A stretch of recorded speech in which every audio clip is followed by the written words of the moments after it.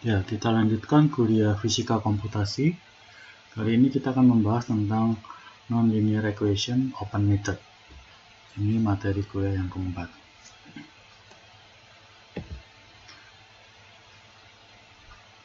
Untuk metode terbuka, ada beberapa cara. Antara lain, yang pertama iterasi sederhana, yang kedua Newton-Raphson, yang ketiga dengan metode sekant. Kita perhatikan untuk metode iterasi sederhana. Misalkan kita punya persamaan nonlinearnya seolah-olah grafiknya seperti ini, maka untuk metode terbuka kita menebak satu akar saja, satu angka tebakan xi. Apakah di sini ada akar? Kemudian kita cek di sini. Nah, ternyata ini fungsi dari xi ini bukan akar karena tidak sama dengan 0. Ini tidak sama dengan 0. Nah, sekarang kita mau bergerak kemana?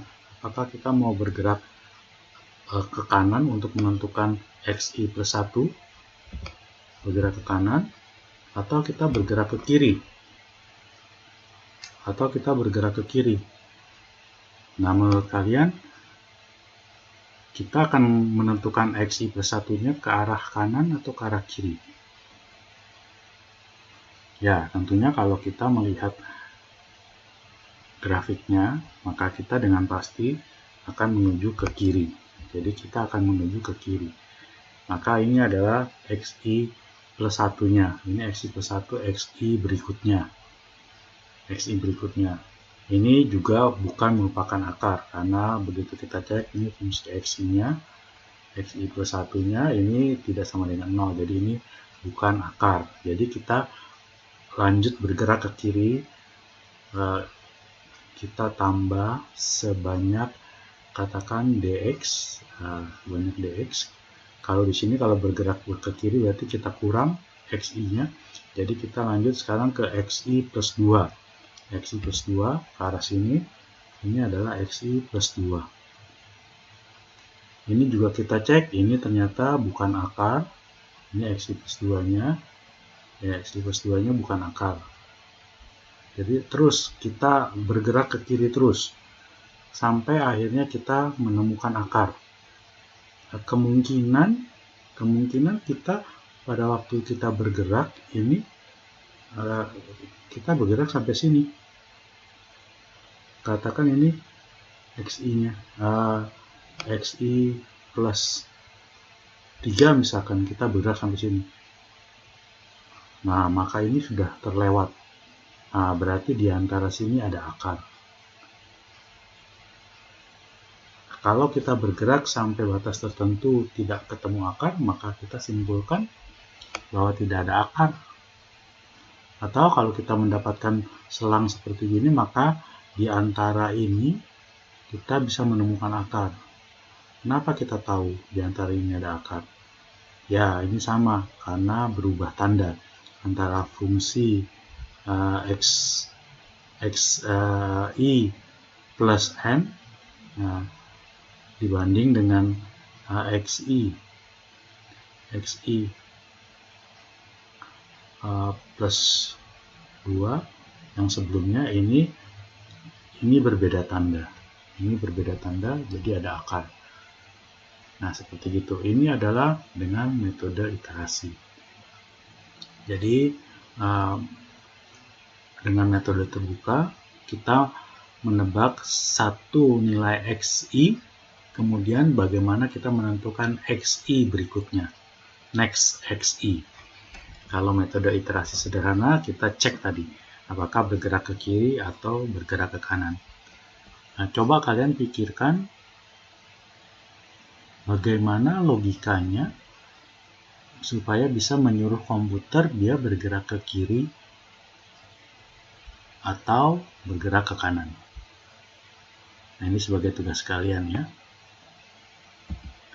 Sekarang selanjutnya dengan metode Newton-Raphson. Jadi kita tinjau tafsiran geometri sebagai berikut. Nah, ini kalau kita menebak xi di sini, ini adalah xi kita, perhatikan di gambar grafiknya. maka kita dapatkan bahwa fungsi X-nya ini, kemudian kita cari garis singgungnya. Ini adalah garis singgung. Ada gradiennya, yaitu M. Besarnya M ini. Jadi pertama kita tahu bahwa X ini bukan akar. Kemudian untuk X berikutnya, kita mencari garis singgungnya. Garis singgung yang memotong sumbu X. Maka ini adalah XI berikutnya. Ini. Kalian perhatikan ini yang saya kasih warna. Nah ini.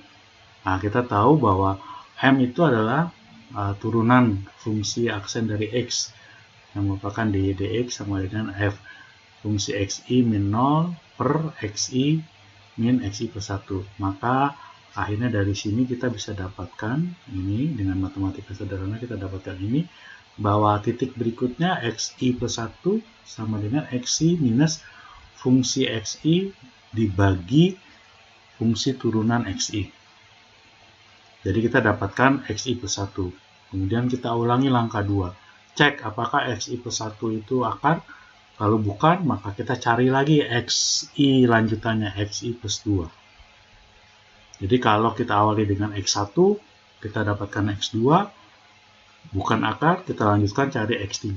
Bukan akar, cari X4. Demikian seterusnya sampai memenuhi stopping kriteria ini. Nah, stopping kriteria ini biasanya kita pakai epsilon S ini adalah sama dengan katakan 1% atau lebih kecil dari itu ya. Lebih kecil dari itu. Jadi dia akan berhenti kalau EA-nya lebih kecil dari 1%.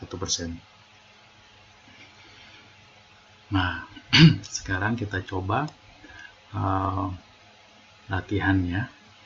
Nah, latihannya coba cari akar persamaan ini. Nah, proses pengerjaan berupa tabel. Karena kita butuh nilai X, butuh fungsi X, kemudian butuh fungsi X aksen. Nah, kemudian kita menghitung kesalahan relatifnya. Nah, ini yang nanti akan berhenti kalau dia lebih kecil atau sama dengan ini. Stopping kriteria. Nah, coba ini dikerjakan. Ini adalah sebagai latihannya. Nah, kemudian kalian pikirkan juga 4 langkah pemrogramannya untuk metode Newton-Raphson. Ya, nanti pada saat kuliah kita bahas ini, kita cek ya pekerjaan kalian. Nah, kemudian sebagai soal PR, kalian kerjakan problem 6-19 ini di buku Capra. Ini soalnya. Nah, coba gunakan metode Newton-Raphson dan juga sekant. Nah, metode sekant coba pelajari sendiri di buku Capranya. Saya kira demikian tentang metode terbuka. Sampai ketemu lagi di lain kesempatan. Tetap semangat. Yes!